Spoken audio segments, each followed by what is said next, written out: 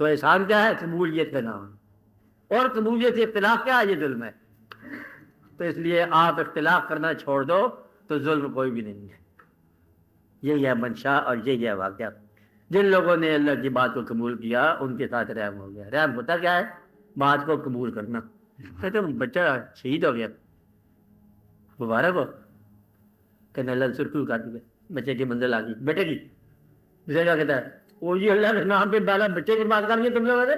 ایسا خدا کا نام لیا کہ اللہ تعالیٰ بچے کا یہ قرت کرے اور تو ہمیں یتیم کرے۔ وہ تو قبول نہیں کیا، قبول نہیں کیا تو بچہ مر گیا، قبول کیا تو شہید ہو۔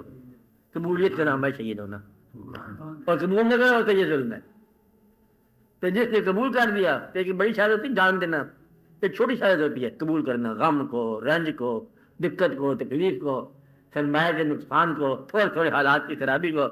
حالات کی خرابی کو قبول کرنا کیا ہوتا ہے؟ یہ اللہ کا رحم۔